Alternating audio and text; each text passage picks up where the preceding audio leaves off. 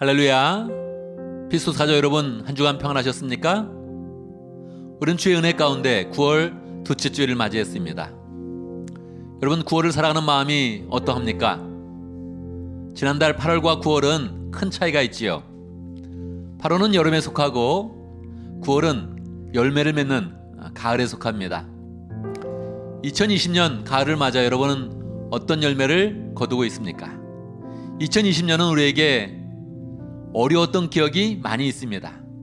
코로나 때문에 고생을 하고, 팬데믹으로 사업과 직장의 생활도 어려움을 겪고, 또 요즘에는 산불로 인해서 공기까지 나빠서 우리의 이런 그 마음을 힘들게 합니다. 공기는 정말 삶의 기본 중에 기본인데, 이 기본적인 그런 삶에 어려움이 있는 것입니다. 그러나 여러분, 상황이 어려우면 어려울수록 영적으로는 우리가 더 하나님을 풍성히 만날 수 있는 기회를 갖게 됩니다. 하나님을 더 의지하게 되고요, 삶의 기본을 또 하나님의 은혜에 의지해서 우리가 살아갈 수 있게 되는 것입니다. 그래서 우리는 예배도 더욱더 간절한 마음으로 하나님께 나와서 하나님의 은혜를 구할 수 있게 됩니다. 여러분, 이 시간 우리의 마음을 다 모아서 간절한 마음으로 하나님께 나아가며 하나님의 은혜가 예배를 통해서 우리 가운데 풍성히 임하고 하나님을 만나는 그런 가운데 우리의 마음이 바뀔 수 있도록 마음을 모아가면서 예배를 드리면 좋겠습니다. 이 시간 함께 우리의 마음을 모아서 함께 찬양으로 나아갑니다. 나는 예배자입니다. 찬양하겠습니다.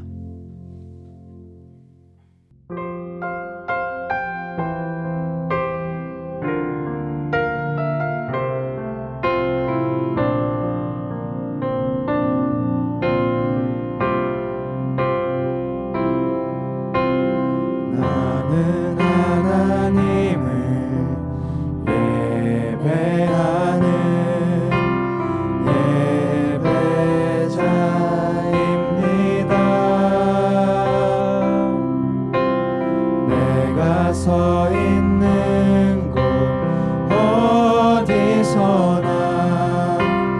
하나님을 예배합니다. 내 영혼 거룩한 은혜를 향하여 내 마음 완전한 하나님 향하여 이곳에서 바로 이 시간 하나님을 예배합니다.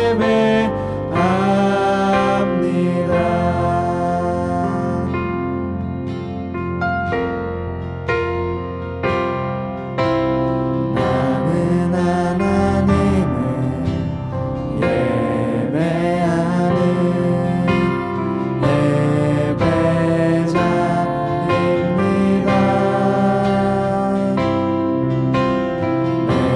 서 있는 곳 어디서나 하나님을 예배합니다. 내 영혼 거룩한 은혜를 향하여 내 마음 완전한 하나님 향하여 이곳에서 바로 이 시간 하나님을 예배합니다.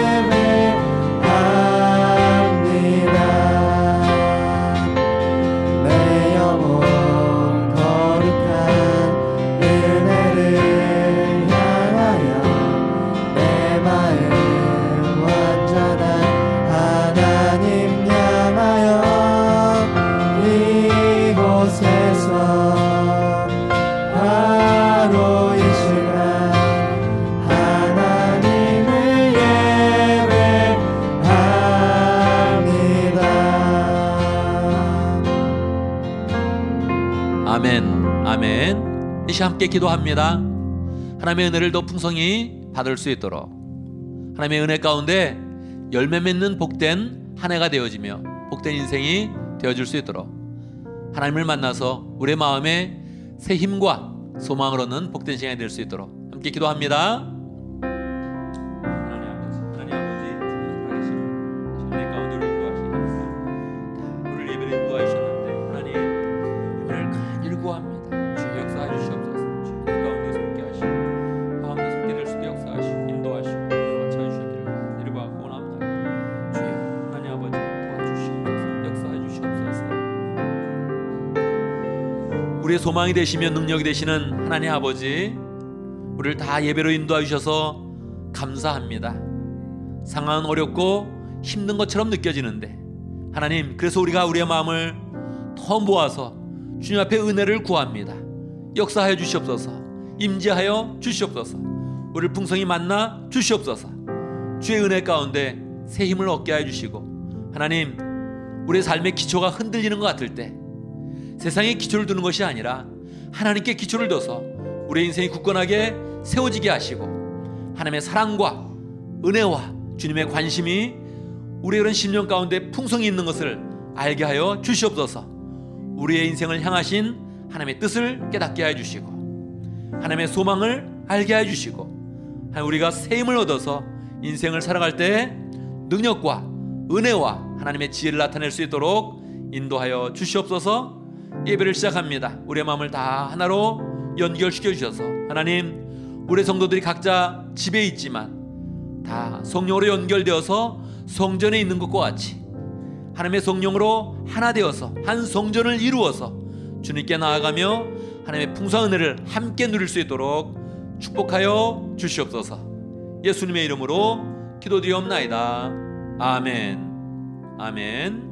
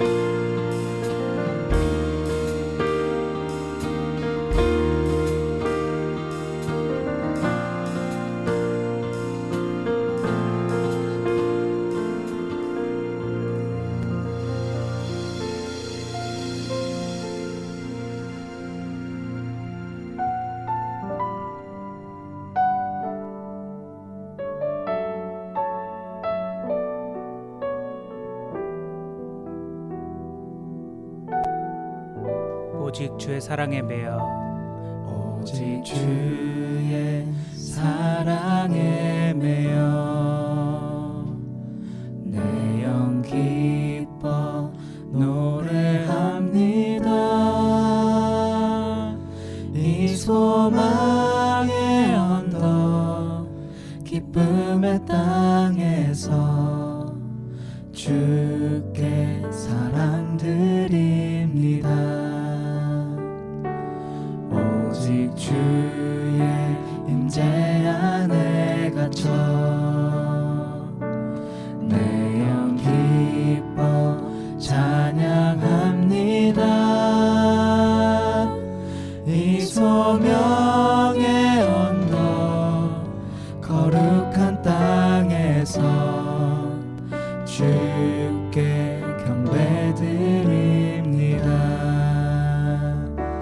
주께서 주신 모든 은혜 나는 말할 수 없네. 내 영혼 즐거이 주 따르렵니다. 주께 내 삶 드립니다.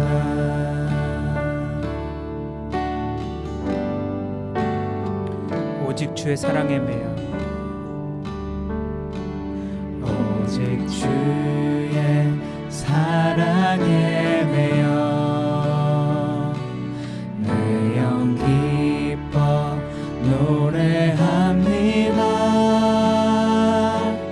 이 소망의 언덕 기쁨의 땅에서 주께 사랑 드립니다. 오직 주의 임재 안에 갇혀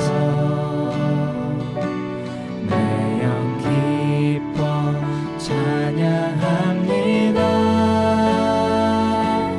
이 소명의 언덕 거룩한 땅에서 주께 경배드립니다. 주께서 주신 모든 은혜 나는 말할 수 없네. 내 영혼 즐거이 주 따르렵니다. 주께 내 삶 드립니다. 주께서 주신 모든 은혜 나는 말할 수 없네. 내 영혼 즐거이 주 따르렵니다. 주께 내 삶 드립니다. 주께 내 삶 드립니다. 주께 내 삶 드립니다.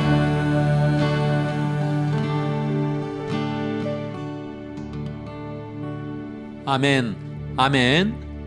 이시 함께 기도합니다. 감사와 회개와 간구의 기도를 드리겠습니다. 우리 그런 삶 가운데 하나님의 은혜를 진심으로 감사하고 풍성히 감사하고 그 가운데 나의 부족함과 죄악을 회개의 기도를 드리고 그러고 나면 우리의 삶 가운데 또 필요한 것이 있습니다. 감사와 회개를 잘 기도하면서 간구의 기도를 드리면 하나님이 기쁜 마음으로 또 우리의 기도에 응답해 주십니다. 이 시간 함께 또 하나님께 기도하면서 우리의 마음을 만져주시고 응답하시는 하나님을 만납니다. 함께 기도하겠습니다. 하나님 아버지, 그래서 아버지 인도하시면 감사합니다. 다시 감사합니다. 일하게 하시고 말씀 접하게 하시고 느끼게 하시고 주의 이름 계획 생활 수 있도록 인도하시면 감사합니다. 속하게 하옵소서, 주께 서게 하옵소서. 주의 은혜 가운데 역사하시 함께 해주시고 아버지 인도해 주시옵고 하나님 일과 고맙나이다. 회개합니다. 아직도 아버지 하나님 아버지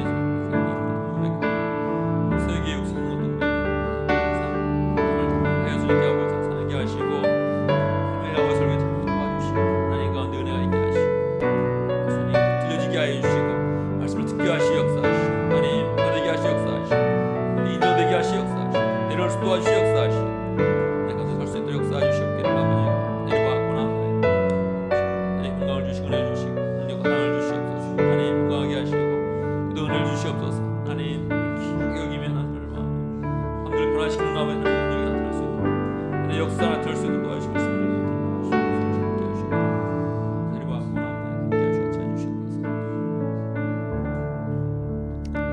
아멘, 아멘. 하나님은 영이시니 예배하는 자가 신령과 진정으로 예배할지니라. 아멘. 이 시간 함께 신앙 고백을 하겠습니다. 사도신경으로 우리의 신앙을 함께 고백합니다. 천천히 한 목소리로 고백하겠습니다. 함께 합니다. 나는 전능하신 아버지 하나님 천지의 창조주를 믿습니다. 나는 그의 유일하신 아들 우리 주 예수 그리스도를 믿습니다. 그는 성령으로 잉태되어 동정녀 마에게서 나시고 본디오 빌라에게 고난을 받아 십자가에 못 박혀 죽으시고 장사된 지 사흘 만에 죽은 자 가운데서 다시 살아나셨으며 하늘에 오르시어 전능하신 아버지 하나님 우편에 앉아 계시다가 거기로부터 살아있는 자와 죽은 자를 심판하러 오십니다. 나는 성령을 믿으며 거룩한 공교회와 성도의 교제와 죄를 용서받는 것과 몸의 부활과 영생을 믿습니다. 아멘. 아멘.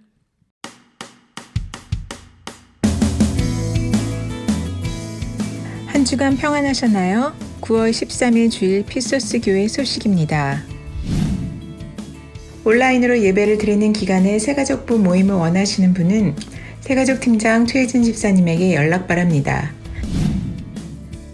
오늘 말씀을 듣고 헌신의 마음을 가졌거나 개인적인 기도 제목이 있는 분들은 중보기도 팀장 조윤진 사모님에게 기도 제목을 알려주시기 바랍니다.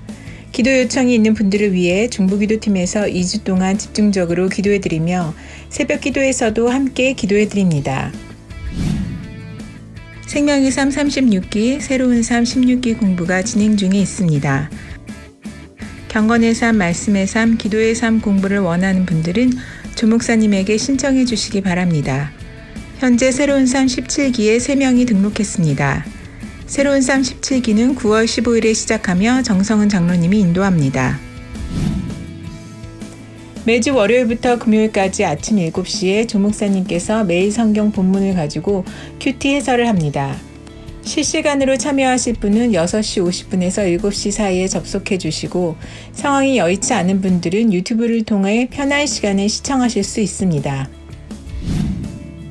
9월 6일로 건강 캠페인이 마무리되었습니다. 목표를 달성하신 분들을 축하드리며 명단을 수합하여 선물을 보내드리겠습니다. 이번 기회로 VIP와 잘 연결되면 좋겠습니다. 그리고 코비드-19 기간이 길어지고 있으니 건강 캠페인이 좋은 습관으로 꾸준하게 이어지기를 소망합니다.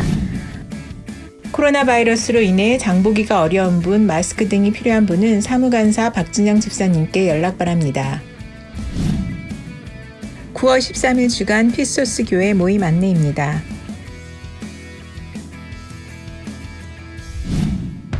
안녕하세요. 우리는 실드로드 목동의 김주환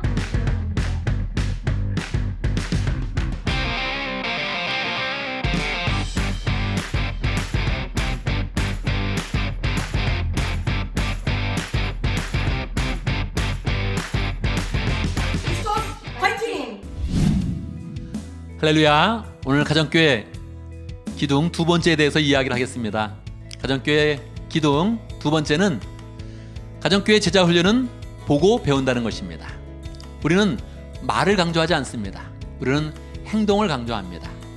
실제로 섬기면서 헌신하는 그런 모습을 보여주면서 제자를 양육한다는 것입니다. 이것은 기존의 제자 훈련에 대해서 패러다임을 완전히 바꾸는 것입니다.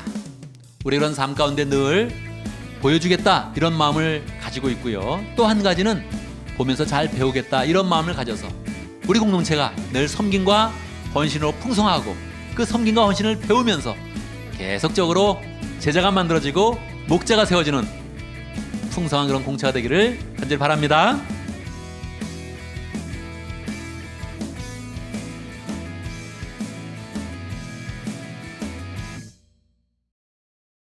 안녕하세요. 실크로드 목장의 목녀 주윤미입니다.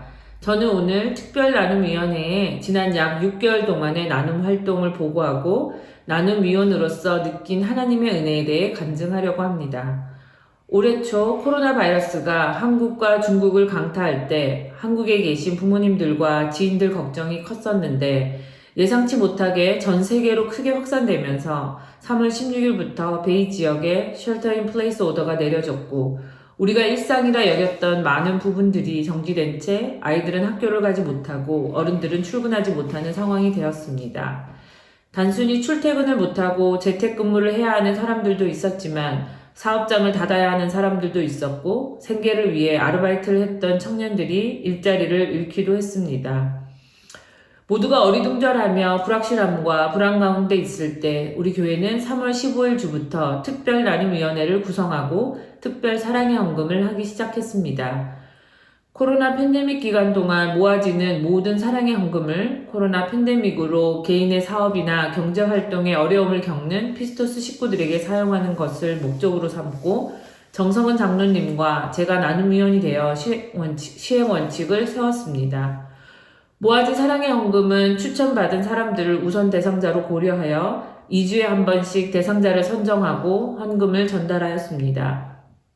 이 특별 사랑의 헌금은 지난 6개월 동안 중복 포함 25명에게 12,000불이 전달되었고 8월로 마감하게 되었습니다.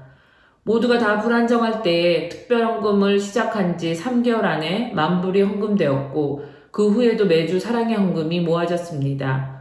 우리 교인 수를 생각할 때 이 금액이 모이기까지 여러 사람들이 힘써서 동참하는 것을 알기에 감동이 되었습니다. 그동안 헌금과 기도로 후원해 주신 모든 분들께 진심으로 감사드립니다. 3월 달에 모든 삶이 크게 변하게 될 때 저희 가정도 삶에 큰 영향을 받았지만 직업의 특성상 경제적인 타격은 크게 받지 않게 되었습니다. 그러나 여러 어려운 소식들을 들으며 우리 가정만 괜찮으면 감사한 것인가 하는 생각이 들면서 마음이 편하지 않았는데 교회에서 특별 사랑의 헌금을 시작한다는 소식을 듣고 하나님께서 우리를 교회 공동체로 부르셨음에 감사했고 우리가 공동체로서 모두 함께 잘 살아가야 한다는 것을 다시 한번 인식하게 되었습니다. 그리고 교인들 중에서 혹시 우리 교회에 이 상황 가운데 어려움을 겪는 사람 없나요?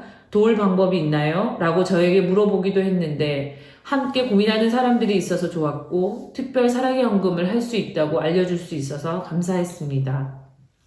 우리는 예수님 안에 있는 한몸된 교회의 지체이기 때문에 나의 삶이 다른 사람들의 삶과 서로 긴밀하게 연결되어 있음을 다시 깨닫게 되었습니다. 사도행전 4장 34절에서 35절 말씀에 그들 가운데는 가난한 사람이 한 명도 없었다. 땅이나 집을 가진 사람들은 그것을 팔아서 급한 돈을 가져다가 사도들의 발 앞에 놓았고 사도들은 각 사람에게 필요에 따라 나누어 주었다. 는 초대교회의 모습이 우리 피스토스 공동체 속에서 나 혼자 잘 사는 것에 만족하는 것이 아니라 서로를 책임지는 모습으로 나타나게 하심에 감사합니다. 지금은 도움을 줄 수 있는 사람이 된 것에 감사하고 무엇보다 내가 어려움에 처했을 때 하나님께서 우리 공동체를 통해 나의 필요를 채워주실 것을 더욱 감사하게 되었습니다. 개인적으로 저는 나눔위원으로 활동하면서 자매님들에게 주로 헌금을 전달하였는데 마스크를 쓰고 거리를 유지하며 짧은 시간 만났지만 얼굴을 마주보고 근황을 나누면서 서로 위로하고 격려하는 시간을 가질 수 있어서 좋았고 무엇보다 교회를 대표해서 사랑의 헌금을 통해 하나님의 사랑을 전달할 수 있어서 축복된 시간이었습니다. 우리 모두가 언제 끝날지 모르는 이 어렵고 힘든 싸움을 예수님의 사랑으로 잘 이겨갈 수 있길 바랍니다. 또한 하나님 안에서 한 가족으로 서로에 대한 사랑의 책임을 다하는 우리 교회 공동체가 지경을 넓혀 지역 공동체도 품는 교회로 성장해 가길 소망합니다. 하늘 복 많이 받으세요. 예, 오늘 우리 주유미 목녀님이 간증을 해 주었습니다. 나눔위원회 활동을 하면서 보고를 하고 간증을 해 주었는데 참 감사합니다. 나눔위원회가 만들어지고 활동하고 감사하고 무엇보다도 이것이 다 우리 성도님들의 그런 감사와 또 나눔과 헌신을 통해서 이루어진 것인데 감사합니다. 앞으로도 우리가 어려움이 있을 때 그 어려움을 함께 나누고 구체적으로 또 물질을 나누면서 성도를 세워가고 하나님의 교회를 세워가고 하나님 나라를 세워가면 참 좋겠습니다. 이 시간 우리가 봉헌송 하겠습니다. 봉헌송 찬송가 50장 내게 있는 모든 것을 아낌없이 드리네. 우리의 모든 것을 하나님께 드립니다. 그리고 또 하나님으로부터 더 풍성하게 받겠습니다 하는 그런 마음으로 찬양합니다.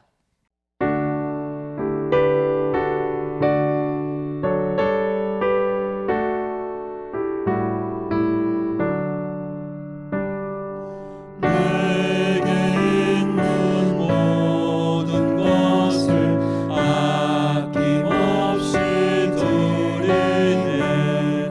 사랑하고 의지하며 주만 따라 살리라. 주께 드리네.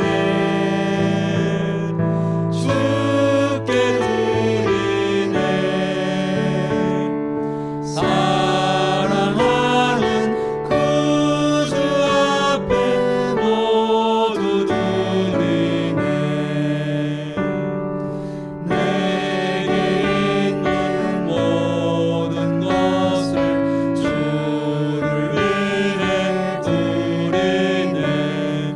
주의 성령 충만하게 내게 내려주소서.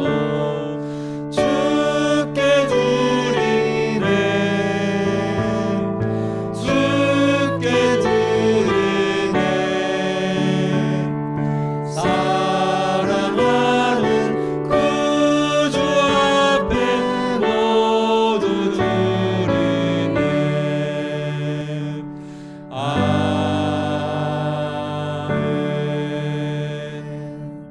아멘. 지난 한 주를 하나님의 은혜 가운데 우리를 지켜주시고 이곳 예배의 자리로 인도하여 주신 하나님을 찬양합니다. 많은 사람들이 코로나와 또 산불로 고통을 당하고 있습니다. 우리 또한 본질적으로 그들과 같이 하나님의 은혜에 이르지 못하는 자들이었으나 하나님께서 우리를 긍휼히 여겨주시고 은혜 가운데 우리를 불러주셔서 이 자리에 예배할 수 있도록 인도하여 주신 하나님을 찬양합니다. 여러 외적인 어려운 가운데 우리 자신을 돌아보며 회개하고 더욱더 하나님의 은혜를 붙잡으며 은혜 속에 살아가는 법을 깨달을 수 있도록 인도하여 주옵소서. 우리가 하나님의 은혜에 살아갈 때에 그 은혜를 깊이 마음에 묵상하며 그냥 나아가지 아니하고 하나님의 은혜에 감사하며 하나님 앞에 우리가 소중히 여기는 것들로 즐거이 헌신할 수 있도록 인도하여 주옵소서.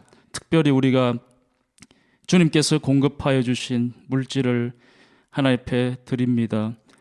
우리가 기뻐 즐거이 헌신할 때 하나님은 기쁘게 받아주시기를 간절히 원합니다.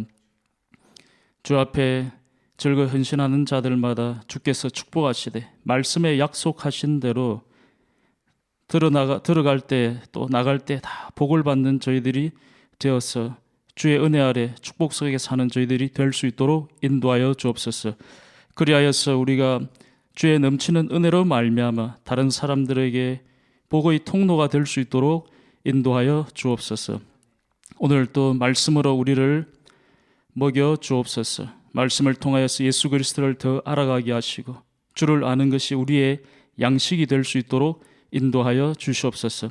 다음 한 주도 주께서 우리를 지켜주시고 은혜 아래 보호하여 주시며 그 보호하심을 우리가 늘 찬양하며 살아갈 수 있도록 인도하여 주옵소서. 모든 말씀 예수님 이름으로 기도합니다. 아멘. 이 시간 하나님의 말씀을 보겠습니다. 하나님의 말씀 창세기 44장 6절에서 13절입니다. 제가 봉독해 드리겠습니다. 창세기 44장 6절. 관리인이 그들을 따라잡고서 요셉이 시킨 말을 그들에게 그대로 하면서 호통을 쳤다. 그러자 그들이 그에게 말하였다. 어째 그런 말씀을 하십니까?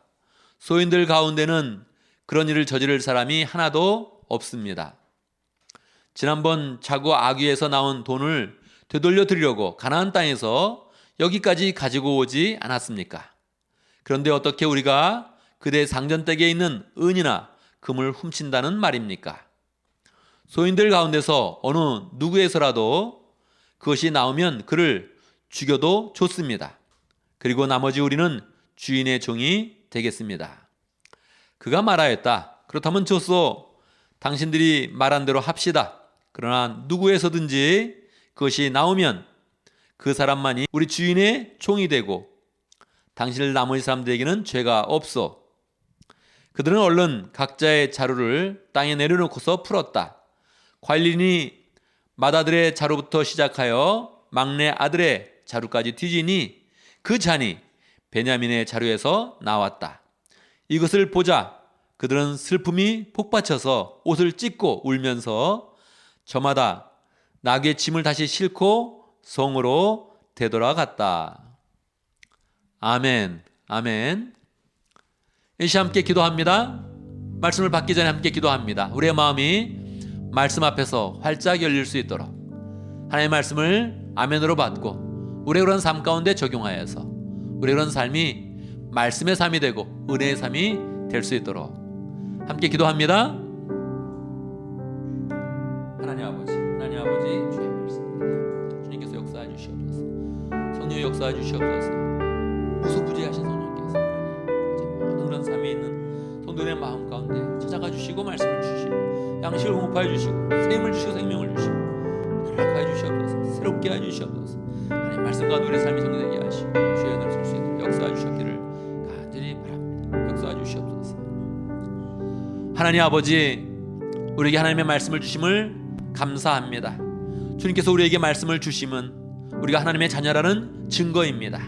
우리가 하나님의 자녀가 되어서 우리의 마음을 열면서 주의 말씀을 받습니다. 사랑의 말씀을 주시고 소망의 말씀을 주시고 말씀 앞에서 우리의 모습을 발견하며 우리의 나아갈 미래를 발견할 수 있도록 역사하여 주시옵소서. 말씀 가운데 소망을 굳게 붙잡게 하시고 어떤 상황이든지 우리가 새롭게 말씀 앞에서 일어나서 말씀을 실천하며 하나님의 역사를 성취하며 하나님 나라를 세워가는 복된 하나님의 백성들 될 수 있도록 인도하여 주옵소서. 하나님 다 흩어져 있는데 우리가 다 영으로 하나 될 수 있도록 인도하시고 성령의 말씀을 함께 받는 그런 가운데 한 공동체를 이루게 하시고 하나님의 그런 백성 되어서 하나님의 능력으로 충만해지는 복된 시간 될 수 있도록 인도하여 주시옵소서. 예수님의 이름으로 기도드리옵나이다. 아멘. 아멘.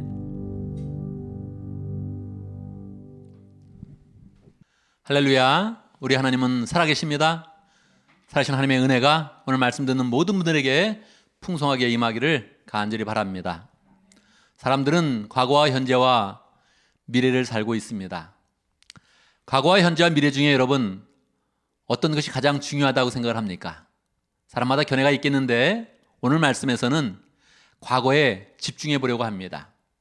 과거는 현재와 미래의 원인이 됩니다. 사실 현재도 시간이 지나면 다 과거로 변화되는 것이지요. 그래서 우리의 그런 삶 가운데 늘 과거를 잘 정리를 해야 현재와 미래가 열리는 것입니다. 우리는 늘 과거와 현재와 미래가 반복되고 있으니까 이게 톱니바퀴처럼 계속 연결이 되어서 늘 우리의 삶 가운데는 과거와 현재와 미래가 있다 이렇게 생각을 합니다. 그러나 실상은 그렇지 않습니다.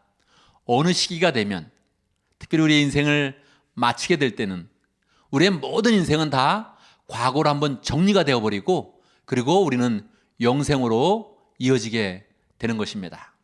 그래서 과거는 더욱더 잘 정리를 해야 되고 잘 청산을 해야 되는 것입니다. 여러분의 과거는 어떠했습니까? 보통 사람들이 과거 하면 아름다운 추억을 떠올릴 수 있습니다.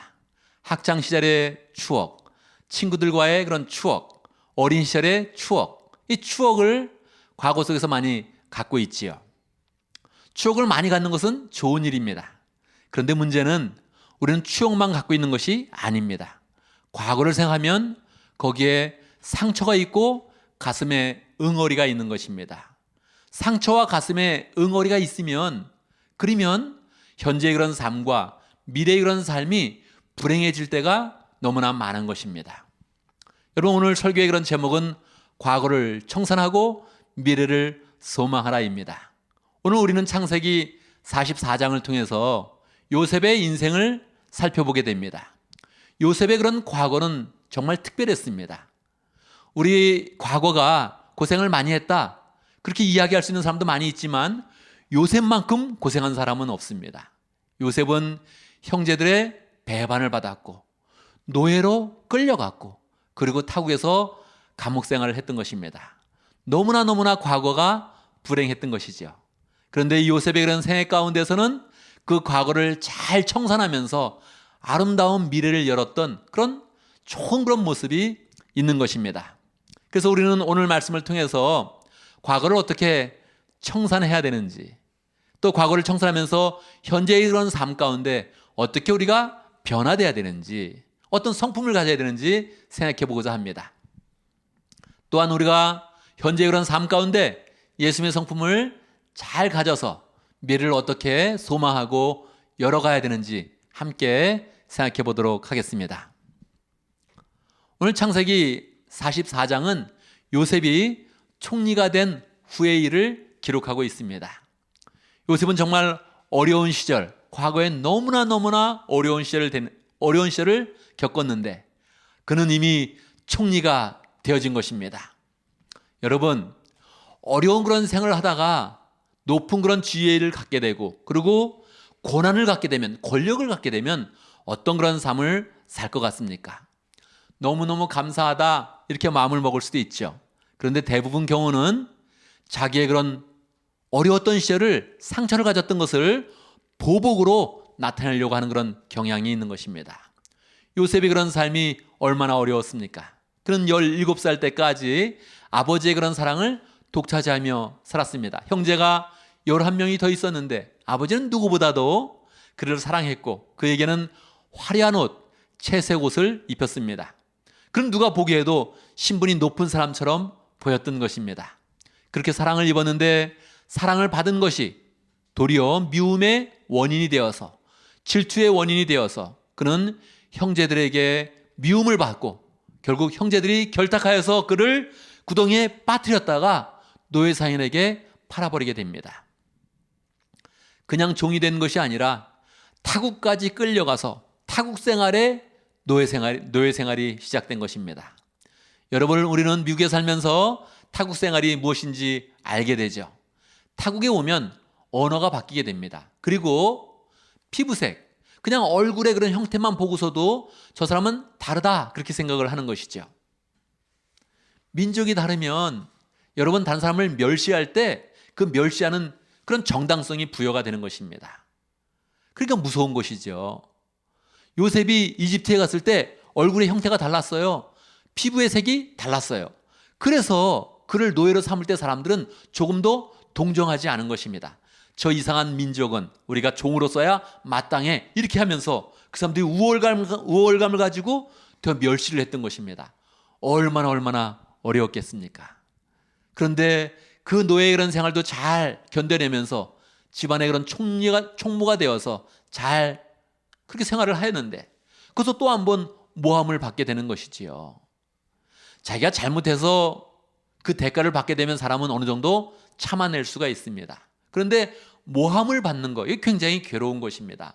나는 아니다, 나의 결백을 자꾸 주장하고 싶었던 것이지요. 그런데 요셉은 그 결백을 그렇게 밝혀내지 못하고 그냥 감옥에 떨어지게 됩니다. 감옥 안에서도 그는 타민족이었기 때문에 그는 거기서 멸시를 받게 됩니다. 더군다나 그 감옥 안에는 바로의 그런 신하들이 오는 그런 감옥이었습니다. 그래서 그 감옥 안에서도 타민족인데다가 신분도 낮아서 한때 고관이었던 그런 사람들, 한때 지위가 높았던 그런 사람들이 감옥 안에서도 허세를 부리고 그렇게 세도를 부리니까 감옥 안에서도 아주 어려움에 처했던 것입니다. 얼마나 억울했겠습니까? 자기의 결백은 믿어주지도 않고 잘못했는데 감옥에 들어갔고 거기서도 또 멸시를 받았을 때 이 마음 가운데 응어리가 얼마나 커졌겠습니까? 그런데요, 성경에서는 요셉이 얼마나 분노를 했는지, 얼마나 가슴에 상처를 받고 괴로워했는지 그것에 집중하지 않습니다. 요셉이 그 감옥 안에서 예수님의 그런 마음을 갖게 됩니다. 예수님의 영이 충만하여서 감옥 안에서 도리어 예수님의 그런 성품을 갖게 됩니다. 감옥 안에서도 멸시를 받고 있음에도 불구하고 그는 다른 사람을 돕는 그런 삶을 살았던 것입니다. 예수님의 성품을 가지니까 하나님이 그에게 하나님의 영을 부어주시고 다른 사람의 미래를 볼 수 있는 능력을 주십니다. 다른 사람의 꿈을 풀어줄 수 있는 능력을 주십니다. 요셉은 계속적으로 다른 사람을 상담하고 다른 사람의 아픔을 들어주고 미래를 예언하는 그런 사람이 되었습니다. 결국 요셉은 그런 삶을 살다가 바로에게 바로 앞에 서게 되고 바로의 꿈을 해석해 주면서 총리가 된 것입니다. 사실 꿈을 한번 해석해 줬다고 총리가 되는 것 여러분 믿을 수 있겠습니까? 사실 요셉은 그냥 꿈만 해결한 것이 아닙니다. 꿈만 해몽하면서 끝낸 것이 아닙니다. 요셉은 정확히 하나님의 영이 충만해서 바로가 어떻게 통치를 해야 되는지, 이집트를 어떻게 다스려야 되는지 정확하게 그 해결책을 제시해 주었던 것입니다. 어떤 해결책입니까? 바로 왕이시여, 당신이 꾼 꿈은 7년의 풍년, 7년의 흉년이 이어지는데 이 풍년 동안에 20%씩 곡식을 저장해서 창고에 저장해 두십시오. 그러면 나중에 7년 후에 쓰게 될 것입니다. 이렇게 대비책을 이야기했죠. 이 대비책에 대해서 여러분 어떻게 생각합니까? 뭐 그렇게 하면 되겠네 이렇게 생각을 할 수 있겠죠. 그런데 여러분 그것이 아닙니다. 그 대비책이 정말 놀라웠던 대비책이었던 거예요. 왜요? 여러분의 가정을 한번 생각해 보세요. 제가 여러분에게 충고합니다. 여러분 가정에 20%씩 항상 저축을 해두기 바랍니다. 그러다가 어려운 때가 오면 그 저축한 것을 잘 쓰기를 바랍니다. 여러분 해결이 되겠습니까? 20%를 저축한다는 거 쉬운 게 아니에요. 그 당시는 저축하는 것이 은행에다 집어넣는 것이 아닙니다. 창고를 지어서 창고에다 잘 저장을 해놓아서 곡식이 썩지 않게 해두어야 되는 거예요. 그러니까 창고에 대한 그런 도면이 나와야 되는 것이고요. 창고의 그런 시설에 대해서 정확한 그런 진단이 나와야 되는 것이고요. 창고를 관리할 그런 사람이 있어야 되는 것이고요. 그리고 이것이 배분적으로 딱 맞아서 나가는 것입니다. 성경은 간단하게 이야기했지만 요셉은 그 머릿속에 모든 그런 계획이 담겨져 있던 것이에요. 그거를 풀어냈던 것입니다. 바로는 보자마자 이야기했습니다. 이처럼 지혜로운 사람을 우리가 어디서 얻을 수 있겠는가? 이처럼 정확히 해결책을 제시하고 그 해결책을 경영할 수 있는 그런 그 지혜를 나타내는 사람을 어디서 구할 수 있겠는가? 네가 말했으니 네가 해결해야 된다. 네가 총리가 돼야 된다. 그렇게 이야기를 했던 것입니다. 그 주변에 있던 모든 그런 사람들도 다 그것을 인정하게 된 것이죠. 요셉은 정말 당당하게 총리가 되었습니다. 그냥 총리의 자리에 앉은 것이 아니라 이집트를 멋지게 통치를 해 나갔던 것입니다. 창고를 짓는 그런 일들을 차근차근 진행해 나갔고 곡식을 저장하는 그런 방식도 제시를 해 주었고 어떻게 저장해서 어떻게 배분할 것인지 모든 그런 시설이 한꺼번에 공사가 되었던 것입니다. 그 모든 것을 다 경영하고 있었던 것입니다. 이제 모든 사람들이 요셉에 대해서 존경을 표하고 경의를 표하게 되어 있는 것입니다. 이제 요셉은 뭐든지 자기 마음대로 할 수 있는 것이지요. 그러나 이 요셉의 마음 가운데는 아직 해결하지 못한 것이 너무나 많습니다. 이 마음 가운데는 응어리가 있습니다. 요셉은 총리가 되면서 보복하고 싶었던 사람이 많이 있었습니다. 누굽니까? 보디발, 특별히 보디발의 아내. 이 사람은 잡아다가 너 사실이 무엇이냐 이렇게 확인하고 싶었겠지요. 요셉은 그냥 넘어가게 되었습니다. 아직도 해결하지 못한 그런 문제가 있습니다. 무엇입니까? 형들에 대한 것이죠. 형들은 찾아올 것이다. 형들은 결국 나에게 찾아와서 양식을 달라고 이야기할 것이다. 요셉은 알고 있었죠. 결국 어느 날 형들이 찾아오게 된 것입니다. 머리를 조아리고 요셉에게 이야기하는 것이죠. 우리에게 양식을 주십시오. 그렇게 부탁을 했던 것입니다. 요셉이 어떻게 하면 되겠습니까? 껄껄껄껄 호탕하게 웃으면서 얼굴을 차갑게 변화시키면서 내 이놈들 뭐 그럴 수 있었겠죠. 당장 옥에 가둬라 그럴 수도 있겠죠. 뭐 그냥 바로 처형을 시킬 수도 있는 권한이 있었던 것입니다. 그런데요, 요셉은 이미 감옥 안에서 예수님의 성품을 가졌고 예수님의 그런 그 마음을 가졌던 것입니다. 그는 과거를 청산했던 것입니다. 청산하면서 하나님의 지혜를 얻게 되었고 하나님의 계시를 푸는 그런 법을 얻게 되었던 것입니다. 요셉은 형들이 과거를 청산할 수 있는 그런 기회를 줍니다. 그래서 여러 가지 실강의를 벌이는 것입니다. 돈을 다시 집어넣기도 하고 요셉이 사용하는 그런 은잔을 또 집어넣기도 하고 하면서 여러 가지 실강의를 벌이면서 형들에게 과거의 일을 떠올리게 만드는 것입니다. 이제 형들이 변할 그런 차례입니다. 이제 아버지 야곱도 변할 그런 차례입니다.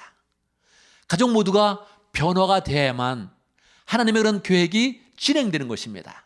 요셉은 그 진행되는 그런 과정을 자꾸 형들에게 인도하고 있는 것입니다. 오늘 말씀은 그러한 내용입니다. 요셉이 돈을 넣었다가 형들을 보냈다가 다시 베냐민을 데려오라 그러고 베냐민을 데려왔더니 다시 베냐민 속에는 은잔을 넣어서 은잔을 넣은 사람은 내가 종으로 삼겠다 그렇게 이야기하는 것입니다. 그때 어떻게 할 것입니까? 형들이 이제 어떻게 할 것입니까? 요셉의 자리를 베냐민이 차지하고 있습니다. 요셉의 그런 사랑을 이제 베냐민이 아버지 야곱에게 받고 있습니다. 형들이 베냐민을 어떻게 대할 것입니까? 이것이 너무나 중요한 것입니다. 요셉 때처럼 베냐민을 팔아버릴 것인가? 베냐민을 내칠 것인가? 자기만 살겠다고 형제를 내칠 것인가? 이게 너무나 중요했던 그런 부분이었던 것입니다. 요셉은 이 마음 가운데 분노의 그런 마음이 없었습니다. 한 번도 요셉의 그런 마음 가운데 분노가 나타나지 않습니다. 분노가 나타나기는커녕 형들이 자기에 대해서 이야기할 때, 형들이 과거에 대해서 이야기할 때 혼자 잠시만 기다리라 그러고 다른 방에 가서 한참을 울고 돌아옵니다. 형들에게 내가 요셉입니다 이렇게 이야기했을 때에도 그런 눈물을 가지고 이야기했던 것입니다. 싸늘한 표정으로 이야기한 것이 아니라 울면서 형들을 부둥켜 안으면서 이야기를 했던 것입니다. 그가 과거를 청산하자 하나님께서 그들 가운데 은혜를 주셨고 형들도 그 시간 동안에 변화된 그런 그 마음을 가졌고 요셉 앞에서 형들도 베냐민을 변호하고 자기의 목숨을 걸고 베냐민을 지켜주면서 화해의 그런 길을 열었던 것입니다. 이제 가족이 모두 하나가 되어서 과거가 잘 청산되고 정리가 되자 이제 하나님의 그런 계획이 그들 가운데 임하게 되었습니다. 하나님의 계획은 무엇이었습니까? 하나님의 계획은 요셉을 총리로 만드는 것이 가장 중요한 것이 아니었습니다. 하나님의 계획은 요셉이 총리가 되었을 때 야곱의 가족을 애굽으로 인도해서 한 가족을, 한 가문을 이제 민족으로 성장시키는 데 있었던 것입니다. 이제 그 일이 진행되는 것입니다. 요셉의 과거가 청산되었고 형들의 과거가 청산되었고 서로 화해하고 하나님의 은혜 가운데 하나가 되면서 하나님의 인도하심을 맞이하게 되었던 것입니다. 그래서 창세기는 마지막 부분에 한 사람 아브라함을 택하시고 한 가문으로 성장시켜 주시고 하나님께서 그 가문을 민족으로 성장시키면서 창세기의 대단원의 막을 내리게 되는 것입니다. 하나님의 그 성품을 갖게 되자 하나님의 마음으로 그 과거를 정리하게 되자 하나님은 현실 가운데 축복하여 주시고 미래를 풍성하게 인도하여 준 것입니다. 여러분 우리의 그런 말씀 가운데 우리가 배울 영적인 교훈이 무엇입니까? 첫 번째, 사람들은 과거의 그런 삶에 상처를 가지고 있다는 것입니다. 이것은 모든 사람이 마찬가지입니다. 우리가 요셉을 보면서 어떻게 저 삶 가운데 상처가 있을 거라고 예상을 할 수 있겠습니까? 그러나 요셉은 누구보다도 과거에 많은 그런 상처를 가졌습니다. 사람들은 자기의 상처를 크게 생각하고 다른 사람의 상처를 작게 생각하는 그런 경향이 있습니다. 그러나 그렇지 않습니다. 모든 사람이 다 비슷하게 상처를 가지고 있습니다. 종류가 좀 다를 뿐이죠. 상황이 좀 다를 뿐이죠. 그러나 상처 때문에 아파하는 것은 다 비슷한 것입니다. 문제는 과거의 상처가 있다. 이것이 중요한 것이 아닙니다. 이 과거의 상처를 어떻게 처리할 것이냐. 이것이 가장 중요한 것입니다. 우리는 꼭 알아야 됩니다. 다른 사람도 상처가 있고 나에게도 상처가 있고 사람들은 누구나 과거에 상처가 있다. 이 사실을 그대로 인정하는 것이 가장 중요합니다. 이제 이 상처를 하나님 앞에서 어떻게 해결할 것이냐가 중요한 것이죠. 두 번째, 우리는 가슴의 응어리를 하나님의 은혜 가운데 극복해야 된다는 것입니다. 상처는 다 있습니다. 다 응어리가 있습니다. 웃고 있는 사람, 편해 보이는 사람, 너무너무 편해 보이는 사람, 걱정 의심이 없는 사람, 그 사람도 가슴에 응어리가 많이 있습니다. 요셉을 보면 우리는 정확히 알 수 있는 것입니다. 그런데 그 응어리를 어떻게 해야 됩니까? 하나님의 은혜 가운데 풀어내야 하는 것입니다. 요셉은 노예로 잡혀갈 때 하나님께 자기의 삶을 의탁했습니다. 정말 이든 육신의 아버지를 볼 수도 없고 연결도 안 되고 연락도 안 되는 상황 가운데 하나님을 의지할 수밖에 없었습니다. 감옥으로 한 번 더 떨어질 때 하나님을 더 굳게 붙잡는 신앙으로 우뚝 서게 되었습니다. 어떻게 되었습니까? 그때부터 요셉의 그런 삶 가운데는 하나님의 지혜가 임하기 시작한 것입니다. 내 인생은 어떻게 될 거냐 생각한다면 길이 없었을 것입니다. 그런데 하나님의 은혜가 임하니까 요셉의 눈 가운데는 다른 사람의 인생에 미래가 보이기 시작하는 것입니다. 하나님의 계시가 임하기 시작하는 것입니다. 하나님의 계시로서 다른 사람의 인생을 풀어내는 그런 삶을 현실 가운데 잘 살아냈던 것입니다. 그렇게 사니까 어떻게 됩니까? 미래가 열리는 것입니다. 미래의 그런 소망이 열리는 것입니다. 그래서 세 번째 교훈을 받습니다. 하나님께서는 상처를 극복한 사람의 미래를 소망으로 인도하여 주십니다. 상처를 극복하지 못한 사람, 그런 사람은 미래를 열어주지 않습니다. 상처를 극복해야 그때 하나님이 열어주시는 미래가 열리는 것입니다. 요셉의 그런 태도는 참으로 훌륭했습니다. 형들을 대하는 태도는 너무나 훌륭했습니다. 보통 사람 같으면 복수하기에 바빴을 것입니다. 야단치기에 바빴을 것입니다. 그런데 요셉이 이야기합니다. 형들에게 이야기합니다. 바로 다음 장에 나와 있죠. 형들이 요셉이 내가 당신들이 팔았던 요셉입니다 이렇게 이야기하는 순간 너무너무 깜짝 놀라게 되죠. 그때 요셉은 정확히 이야기합니다. 형들이 팔아서 내가 여기에 온 것이 아니라 하나님이 여기를 형들보다 먼저 보내셔서 이 흉년의 때를 대비한 것입니다. 그리고 하나님은 지금 우리 가족 전체를 이집트로 인도하셔서 보호하시려고 하고 민족으로 키우려고 하십니다. 이것은 아브라함이 받았던 계시요, 야곱이 받았던 계시인데 요셉이 감옥 안에서 하나님의 계시를 풀어내면서 자기 가문의 미래를 보게 되었던 것입니다. 은혜로 다 풀어내니까 하나님께서 미래를 인도하시고 풍성하게 그의 삶을 축복으로 인도하신 것입니다. 요셉이 이러한 마음을 갖자 하나님께서는 요셉의 삶을 더 축복하게 되었습니다. 그래서 마지막에 요셉은 다른 형제들보다 2배의 그런 분깃을 받게 됩니다. 하나님의 축복을 2배로 받게 되고 요셉의 아들들이 한 지파씩 그렇게 차지하게 되어서 하나님의 그런 백성들 가운데서도 더욱더 존경을 받고 은혜의 길로 나가는 그런 지파가 되는 것입니다. 이렇게 하나님의 은혜의 그런 은혜를 그 마음속에 잡고 온전하게 서게 되면 하나님께서 미래를 개인과 그 사람이 속한 모든 공동체 가운데 풍성하게 부어주시는 것입니다. 여러분, 오늘 말씀 우리의 그런 삶 가운데 어떻게 적용해야겠습니까? 첫 번째, 과거의 그런 상처를 보듬어야 됩니다. 여러분, 과거의 그런 상처는 만지면 만질수록 덧납니다. 과거의 상처를 절대 곰씹으면 안 됩니다. 어떻게 그럴 수가 있어? 어떻게 나에게 그럴 수가 있어? 이런 마음이 생깁니다. 과거를 돌이켜볼 때 그 사람이 나를 어떻게 그렇게 대하지? 가족들은 어떻게 나를 그렇게 대했지? 이런 마음을 자꾸 곰씹게 되는 것입니다. 곰씹어서 그 상처를 크게 만들면 자기는 세상에 누구보다도 상처를 크게 받은 사람이 됩니다. 자기는 누구보다도 동정을 많이 받아야 되는 그런 사람이 됩니다. 그렇게 상처를 만지기 시작하면 그 상처 때문에 분노의 마음이 생기고 복수의 마음만 생기게 됩니다. 그러면 불행이 자기에게 끝나지 않습니다. 자기의 인생도 불행하고 다른 사람의 인생도 불행하게 만드는 그런 사람이 되는 것입니다. 상처를 잘 다독거려야 됩니다. 신앙으로 다독거리고, 하나님, 이 상처가 저의 인생 가운데 왜 있었을까요? 그러면 하나님이 분명히 답변해 주십니다. 나는 이유가 있어서 너에게 상처를 줬다. 너를 더 큰 사람으로 만들기로 원한다. 나는 네가 다른 사람을 더 잘 이해하는 그런 사람이 되기를 원한다. 그렇게 말씀해 주시는 것이지요. 그래서 우리는 상처를 끄집어내서 크게 만드는 것이 아니라 상처를 작게 만들고 아무것도 아닌 것처럼 여기면서 다시 하나님의 은혜로 나가야 되는 것입니다. 두 번째는 자신의 상처를 통해서 하나님을 풍성히 만나야 하는 것입니다. 여러분, 우리는 늘 자신에 대해서 알아야 됩니다. 우리는 어떤 존재입니까? 전적으로 타락된 존재입니다. 나는 대단한 것 같지만 나는 심히 부패한 그런 사람입니다. 나를 가만히 놔두면 자기가 죄인인 줄 알고 우리는 하나님한테까지 대항할 수 있는 그런 존재입니다.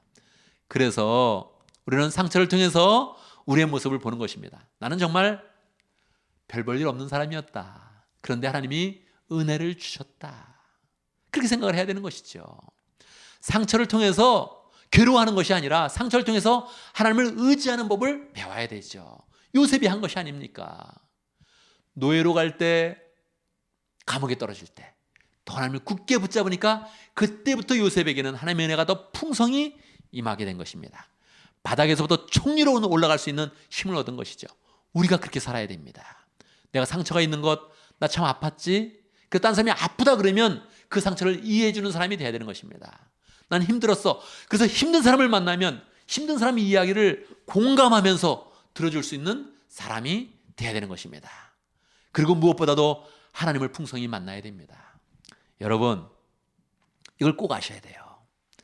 우리 주님은 상처받은 사람을 좋아하세요. 상처를 안 받았다 그러면 일단은 그 사람을 야단치면서 시작합니다. 니고데모에게 그랬죠. 상처 안 받고 떳떳이 나오니까 그냥 야단부터 치는 거예요. 사마리아 여인에게는 어떻게 했습니까? 처음부터 좋게 말하고 부탁하고 그리고 따뜻하게 말했습니다. 우리 주님은 상처받은 사람을 좋아해요. 이걸 꼭 알아야 됩니다. 나 상처 많이 받았어. 사람한테 자꾸 얘기하려고 그러지 말고 주님께 나가서 주님, 제 상처를 아십니다.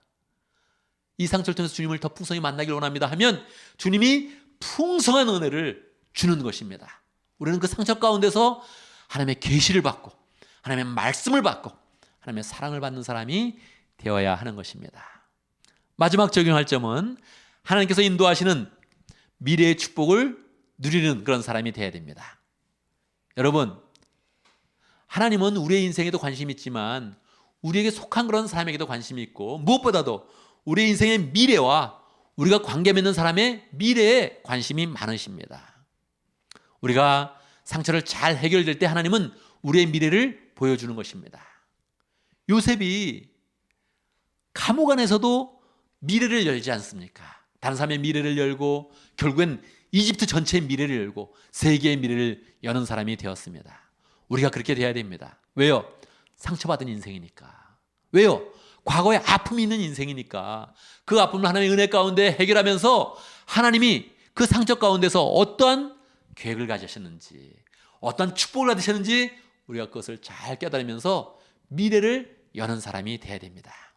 하나님은 각 사람의 그런 상처 가운데서 네가 상처받은 것 안다, 이겨내라 말씀하시고 우리의 미래를 축복으로 인도하십니다. 여러분을 통해서 미래가 축복으로 활짝 열리기를 바랍니다. 여러분, 말씀을 정리합니다. 우리의 이런 과거에는 상처가 있습니다. 다 상처가 있습니다. 너무너무 당연한 것입니다. 그런데 하나님은 그 상처 가운데서 역사하십니다. 상처를 통해서 우리를 만나주시고 다른 사람을 풍성히 품게 해주십니다. 이러한 자세를 가지면 하나님은 우리의 미래를 활짝 열어주시고 하나님의 그런 계획으로 우리의 인생과 우리에게 속한 그런 모든 그런 사람들을 축복으로 인도해 주십니다. 여러분, 상처받은 그런 인생 속에서 한탄하지 말고 하나님을 만나면서 미래를 축복으로 여는 복된 하나님의 사람들이 되기를 간절히 바랍니다. 아멘. 아멘. 함께 기도하겠습니다. 말씀을 기억하면서 기도합니다. 하나님, 나 상처 있었어요. 그런데 그 상처가 덧나는 것이 아니라 하나님의 은혜의 통로가 되기를 원합니다. 축복의 통로가 되기를 원합니다. 함께 기도하겠습니다. 하나님 아버지 역사하시기 인도하시고 붙잡아 주시옵소서. 역사하시옵소서. 주님께서 능력으로 베푸시 역사하시고 인도하시고 함께 하시기를 간절히 바라고 원합니다. 주여 주여 주여 주여 역사해 주시옵소서. 주여 역사해 주시옵소서. 사랑의 아버지 하나님, 우리의 과거는 아팠습니다. 힘들었습니다. 어려웠습니다. 하나님, 그러나 늘 그때도 더 우리를 세밀하게 인도하시니 감사합니다. 하나님, 우리가 늘 어려운 이야기를 하는 것이 아니라 하나님이 얼마나 우리를 풍성하게 인도하셨는지, 얼마나 축복하셨는지를 깨닫게 하시고 그 가운데서 예수님의 성품을 가져서 미래를 축복이 여는 복된 하나님의 사람이 될 수 있도록 역사해 주시옵소서. 우리뿐만 아니라 우리가 만나는 사람, 우리가 속한 공동체를 축복으로 인도하는 요셉과 같은 사람으로 우뚝 서도록 축복하여 주시옵소서. 예수님의 이름으로 기도드리옵나이다. 아멘. 아멘. 여러분, 이 시간 헌신의 찬양을 부르겠습니다. 헌신의 찬양 야곱의 축복 함께 하겠습니다. 다 같이 일어나서 힘차게 찬양하겠습니다.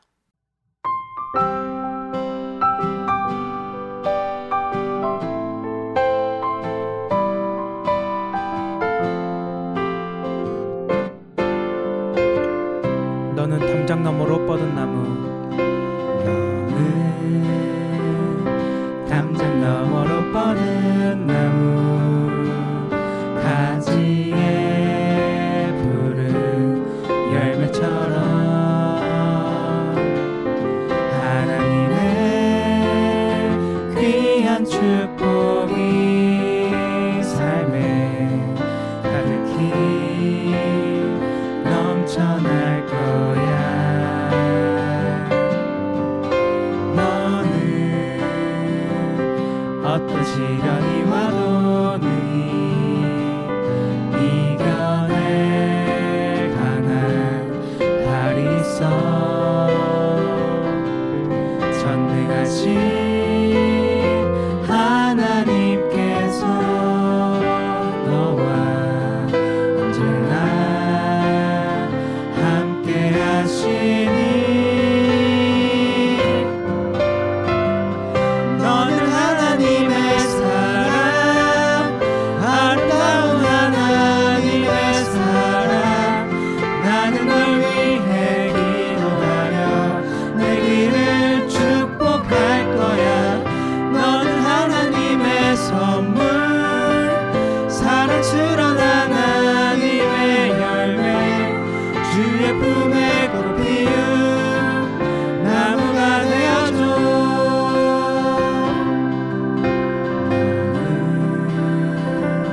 어떤 시련이 와도 능히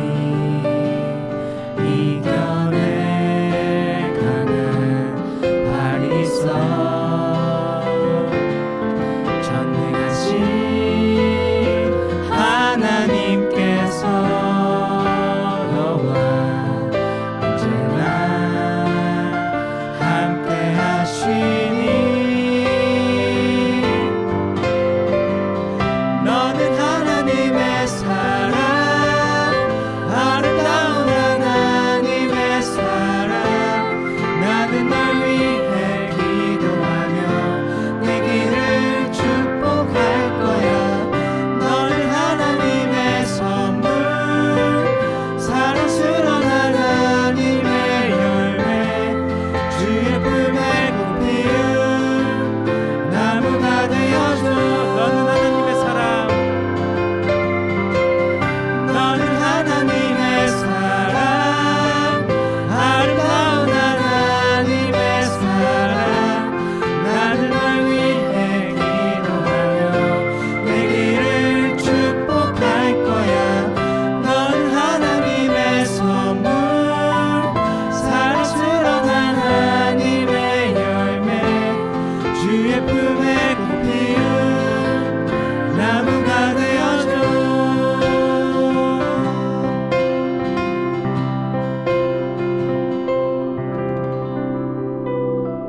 아멘. 아멘.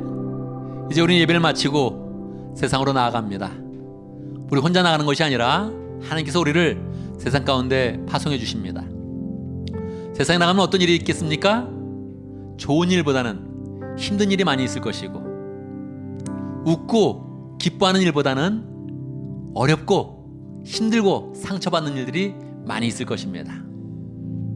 그런데 우리가 그 모든 일들을 잘 청산해야 됩니다. 항상 어려움이 있어도 상처가 있어도 그 모든 것들을 잘 정리하면서 미래를 소망으로 나가야 됩니다.